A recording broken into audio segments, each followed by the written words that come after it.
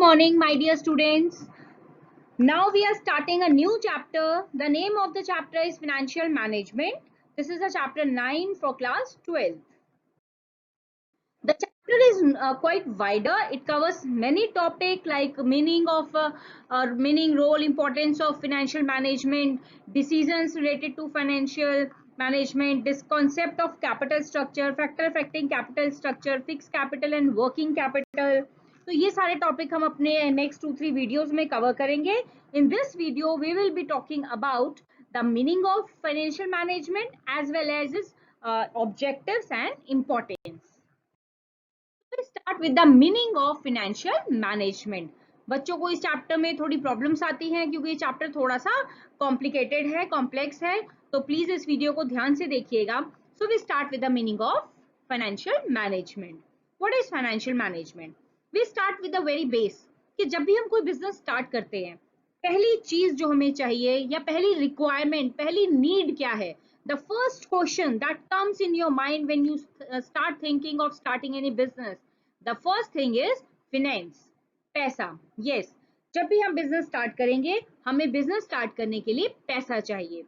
और अगर हमारे पास वो पैसा नहीं है तो हमारा बिजनेस कभी भी स्टार्ट नहीं हो पाएगा. जैसे हमारी बॉडी को ऑक्सीजन की जरूरत है और ऑक्सीजन नहीं मिले तो हमारी बॉडी जो है या ह्यूमन बीइंग जो है वो सर्वाइव नहीं कर सकता. In the similar way the same importance is played by the finances of the business. कि अगर बिजनेस में फाइनेंसेस नहीं है, पैसा नहीं है, तो बिजनेस जो है वो ऑपरेट नहीं कर पाएगा. तो हर बिजनेस को फाइनेंसेस की जरूरत होती है. The money used in business for its smooth operation is called business finance. जो पैसा बिजनेस को स्मूथली चलाने के लिए यूज किया जाता है उसे हम बोलते हैं business finance. Funds are required to start up the business, to survive, to expand or to diversify. यानी पैसे की जरूरत हमें सिर्फ बिजनेस के स्टार्टअप के टाइम नहीं होती, पैसे की जरूरत हमें through out the life of the business होती है. जब तक हमारा बिजनेस चलेगा हमें पैसे की जरूरत पड़ेगी.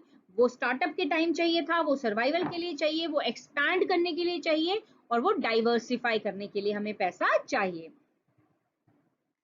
अब बात आती है व्हाट इज फाइनेंशियल मैनेजमेंट. तो जो पैसा हमारे पास है उस पैसे को मैनेज करना is called financial management. In simple words, managing the finance of the business is called financial management. पैसा कहाँ से आया, पैसा कैसे यूज होगा, वो सारी चीजें जो है हमारी फाइनेंशियल मैनेजमेंट का पार्ट होती हैं. यानी मैनेजमेंट का वो हिस्सा जो फाइनेंशियल इश्यूज को देखता है कि पैसा कहाँ से आएगा, कैसे यूज होगा, उसकी वेस्टेज ना हो, तो ये सारे काम जो करता है वो करता है financial management. I hope the meaning of financial management is clear. Now we look at the formal definition of financial management. Financial management is an operational activity of a business that is responsible for obtaining and effectively utilizing the fund necessary for efficient operations.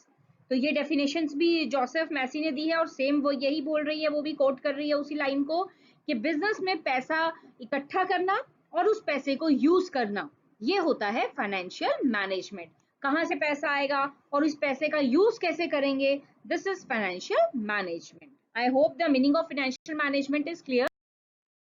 Financial management में basically तीन aspects होते हैं. First is optimum procurement of funds. Second is optimal usage of funds.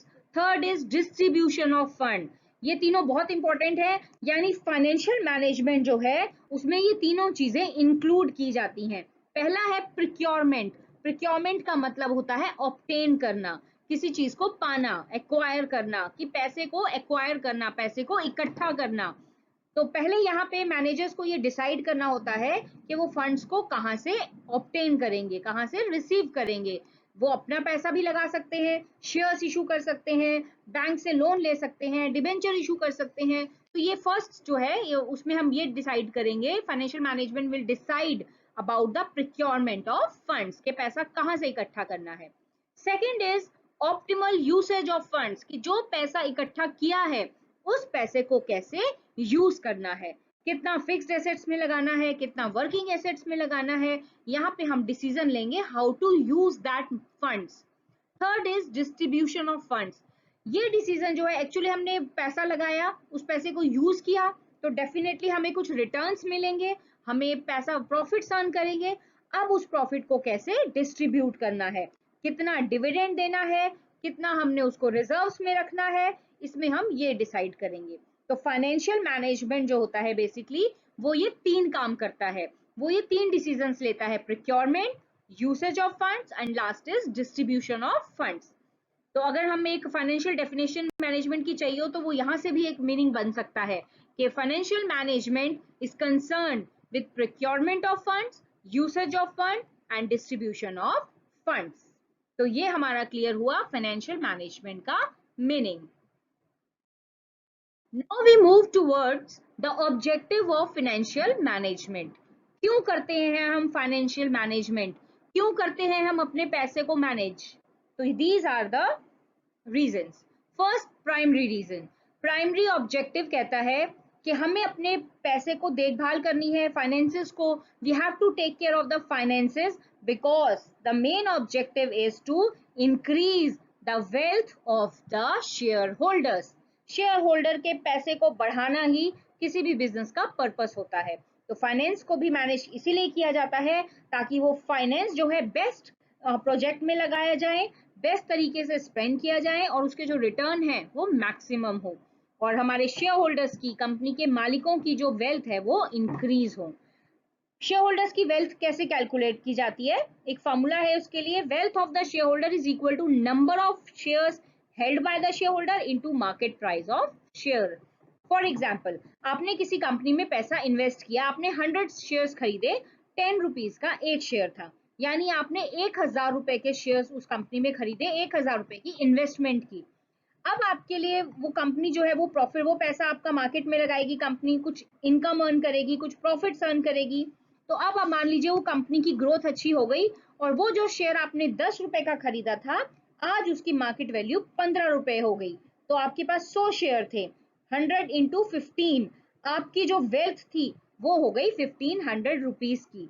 तो यानी आपकी wealth, यानी आपने जो 1000 इन्वेस्ट किया था वो 1500 पहुंच गया, 500 रुपए को आपको प्रॉफिट हुआ, गेन हुआ एज अ शेयर होल्डर। इसे हम बोलते हैं वेल्थ मैक्सिमाइजेशन। तो शेयर होल्डर्स की वेल्थ को बढ़ाना, ओनर्स को पैसा अर्न करके देना, यही ऑब्जेक्टिव होता है फाइनेंशियल मैनेजमेंट का। तो प्राइमरी ऑब्जेक्टिव तो हुआ कि शेयर होल्डर्स की वेल्थ को बढ़ाना। Yes, of course, it also have certain other objectives such as acquisition of funds in time, कि जब फाइनेंशियल मैनेजमेंट एक्चुअली ये एस्टिमेट करती है कि हमें कितना पैसा चाहिए और वो पैसा हमें कब चाहिए, दोनों ही चीजें, पैसा राइट टाइम पे अवेलेबल होना चाहिए। The financial management ensure the availability of right amount of funds at the right time, कि जब मुझे पैसे की जरूरत है मेरे पास पैसा होना चाहिए। मान लीजिए हमने कोई रॉ मटेरियल का ऑर्डर करना है, तो हमें पता है कि हमें 10 दिन बाद रॉ मटेरियल चाहिए, तो हम पहले से ही फंड्स का अरेंजमेंट करके रख लें। तो ये फाइनेंशियल मैनेजमेंट का ही काम है। Next, to ensure effective utilization of funds. अब हमने पैसा इकट्ठा कर लिया, अब हमें ये इंश्योर करना है कि हमारा जो ये पैसा है ये जो है वेस्ट नहीं हो रहा है, ये ब्लॉक नहीं है, ये आइडियल नहीं पड़ा हुआ है, इसका प्रॉपर यूटिलाइजेशन हो रहा है। Third, to ensure safety of funds by minimizing risk. और हमें ये इंश्योर करना है कि हम अपना पैसा उस प्रोजेक्ट में लगाएं जहां रिस्क कम से कम हो। रिस्क तो होगा ही बिजनेस में, लेकिन हर फाइनेंशियल मैनेजमेंट ये इंश्योर करती है कि जहां हम पैसा लगा रहे हैं वहां रिस्क कम होना चाहिए। तो ये ऑब्जेक्टिव्स हैं फाइनेंशियल मैनेजमेंट के। प्राइमरी, जहां हमें शेयर होल्डर की वेल्थ को इंक्रीज करना है, उन्होंने जो इन्वेस्टमेंट की थी उस इन्वेस्टमेंट को इंक्रीज करना है। और सेकेंडरी ऑब्जेक्टिव में फंड्स को राइट टाइम पे अवेलेबल करना है, उसका प्रॉपर यूज करना है और उस फंड को सेफली इन्वेस्ट करना है ताकि जो रिस्क है वो मिनिमम हो जाए। I hope the objectives are clear. Now we move forward. इन्हीं ऑब्जेक्टिव को हम एक तरीके से और भी शो कर सकते हैं। ये जो सेंटर में हमने दिखाया है, this is the primary object कि वेल्थ मैक्सिमाइजेशन ऑब्जेक्टिव के सबसे पहले हमें क्या करना है, मेन ऑब्जेक्टिव क्या है फाइनेंशियल मैनेजमेंट का, वेल्थ मैक्सिमाइजेशन। अब इस ऑब्जेक्टिव को अचीव करने के लिए हम उन फंड्स का प्रॉपर यूज करते हैं और लिक्विडिटी मेंटेन करना होता है। लिक्विडिटी का मतलब होता है cash in hand. Her business को कैश इन हैंड मेंटेन करना पड़ता है अपने छोटे मोटे खर्चों को पूरा करने के लिए, डेली अपनी रिकरिंग एक्सपेंसेस को पूरा करने के लिए कुछ पैसा कैश इन हैंड रखते हैं, उसे हम बोलते हैं लिक्विडिटी। तो कितनी लिक्विडिटी होनी चाहिए ये भी फाइनेंशियल मैनेजमेंट डिसाइड करती है। मीटिंग फाइनेंशियल कमिटमेंट्स, बहुत सारे फाइनेंशियल कमिटमेंट होते हैं किसी भी बिजनेस के, एम्प्लॉयज की सैलरी है, रॉ मटेरियल की पेमेंट है, सप्लायर को पेमेंट है, तो ये सारे फाइनेंशियल कमिटमेंट फुलफिल हो, ये भी फाइनेंशियल मैनेजमेंट जो है इंश्योर करती है। And the last is profit maximization. किसी भी ऑर्गेनाइजेशन का मेन मोटिव होता है प्रॉफिट मैक्सिमाइजेशन। तो ये भी एक ऑब्जेक्टिव है फाइनेंशियल मैनेजमेंट का, कि फाइनेंशियल मैनेजमेंट ये देखती है कि फंड को इफेक्टिवली यूज किया जाए और ऐसे प्रोजेक्ट्स में लगाया जाए जहां हमारा प्रॉफिट मैक्सिमम हो। तो ये हमारे हो गए ऑब्जेक्टिव। सेंटर में हमने लिया प्राइम ऑब्जेक्टिव, प्राइमरी ऑब्जेक्टिव, और फिर वो हमने लिए साथ उसके सेकेंडरी ऑब्जेक्टिव्स। तो आप दोनों ही तरीके से आप अपने ऑब्जेक्टिव्स को दिखा सकते हैं। Now we move towards importance और role of financial management। क्यों इम्पोर्टेंट है फाइनेंशियल मैनेजमेंट, क्यों हमें अपने फिनेंसेस को मैनेज करना पड़ता है? बहुत सिंपल सी बात है, अगर हमारे घर में भी इनकम आती है तो हम उसको भी मैनेज कर लेते हैं। फॉर एग्जाम्पल, आपके फादर ने इनकम अर्न की, सपोज इट इज 50,000, उन्होंने आपकी मदर को दिए 40,000, तो आपकी मदर भी मैनेज करती है फाइनेंसेस को, कितना पैसा बच्चों की ट्यूशन फीस में जाएगा, कितना स्कूल फीस में जाएगा, कितना घर खर्च में जाएगा। तो हमें अपने फाइनेंसेस को अगर हम मैनेज करके चलते हैं तो उसके क्या बेनिफिट्स होते हैं। Now we are going to discuss about those points. First is to ensure efficient management of cash, कि अगर हम अपने फाइनेंशियल मैनेजमेंट में क्लियर हैं, मुझे पता है पैसा कहां से आएगा, कैसे यूज होगा, मैंने ऑलरेडी अपने फाइनेंसेस को प्लान कर लिया है, तो मेरा जो पैसा है उसका इफेक्टिव यूटिलाइजेशन होगा। हमें पता है कि पैसा कहाँ खर्च करना है, कब खर्च करना है, तो it ensure efficient management of cash. मेरा जो कैश है वो आइडियल नहीं होगा, वो ज्यादा भी नहीं होगा, वो कम भी नहीं होगा, जितना मुझे जरूरत है उतना पैसा मेरे पास अवेलेबल होगा और उसका इफेक्टिव यूज होगा। Next is to decide about the appropriation of profit. What is appropriation? Appropriation का मतलब है आपने प्रॉफिट अर्न कर लिए, अब उस प्रॉफिट को कैसे एप्रोप्रिएट करना है, कैसे बांटना है। तो यहाँ फाइनेंशियल मैनेजमेंट डिसाइड करती है कि जब कंपनी ने प्रॉफिट्स अर्न किया है तो उस प्रॉफिट का कितना पार्ट उसे सेव करना है, कितना पार्ट उसको as a form of dividend अपने शेयर होल्डर्स को देना है। इस तरीके से फाइनेंशियल मैनेजमेंट जो है एक पिक्चर को क्लियर कर देती है कि अपने प्रॉफिट्स को कैसे यूटिलाइज करना है। Third is to determine the capital requirement of business both long term and short term. हर बिजनेस को अपनी जो है कैपिटल रिक्वायरमेंट पता होनी चाहिए कि कितना पैसा मुझे लॉन्ग टर्म एसेट्स के लिए चाहिए, कितना पैसा शॉर्ट टर्म के लिए चाहिए। लॉन्ग टर्म एसेट्स हमारे हो गए, जैसे बिल्डिंग है, मुझे बिल्डिंग खरीदनी है, 1 साल बाद मुझे बिल्डिंग खरीदनी है, कब खरीदनी है, कितना पैसा चाहिए होगा, और ये हो गई लॉन्ग टर्म। और शॉर्ट टर्म होते हैं जो मेरे क्विक एसेट्स होते हैं, जैसे मुझे स्टॉक खरीदने के लिए कितना पैसा चाहिए, तो ये मेरे शॉर्ट टर्म एसेट्स हो गए। दोनों ही खर्चों के लिए हमें पैसा चाहिए, तो फाइनेंशियल मैनेजमेंट एक एस्टिमेट करती है कि हमें कितना पैसा अपने लॉन्ग टर्म रिसोर्सेज के लिए चाहिए और कितना पैसा हमें शॉर्ट टर्म रिसोर्सेज के लिए चाहिए। तो इस ये भी इंपॉर्टेंस हो गई एक। Next is to determine the capital structure of the company. ये कैपिटल स्ट्रक्चर का जो पॉइंट है ये आगे हम डिटेल में करेंगे, अभी आप सिर्फ इतना समझ लीजिए कि capital structure basically consist of debt and equity, यानी कितना पैसा बोरो करें और कितना पैसा हम अपना लगाएं या फिर शेयर्स के थ्रू लगाएं। कोई भी कंपनी जो होती है वो शेयर से भी पैसा इकट्ठा करती है और वो बोरो भी करती है, चाहे वो लोन बैंक से बोरो करे या डिबेंचर्स इशू करे, तो दोनों ही लेकर चलती है कंपनी, अपना भी पैसा लेती है और मार्केट से उधार भी या फिर लोन्स भी लेती है। तो यहाँ पे फाइनेंशियल मैनेजमेंट डिसाइड करेगी कि जो भी मेरी रिक्वायरमेंट है कैपिटल की, उसमें से कितना पैसा मैं डेट से लूं और कितना पैसा इक्विटी से। तो capital structure consist of basically how much money is to be raised through capital by issuing capital through shares, and how much capital is to be collected through borrowing. Next is to decide about the allocation of funds. Allocation of funds का मतलब होता है बांटना, funds को बांटना। पैसे की जरूरत थी, आपने प्रिक्योर कर लिया, आपने कुछ शेयर्स इशू किए, आपने लोन उठाया, आपने पैसे को प्रिक्योर किया, ऑब्टेन किया, अब उस पैसे को खर्च करना, उसको एलोकेट करना, कि किस किस खर्चे पे कितना कितना पैसा चाहिए, ये सारा काम करती है financial management. And the last is to exercise overall financial control.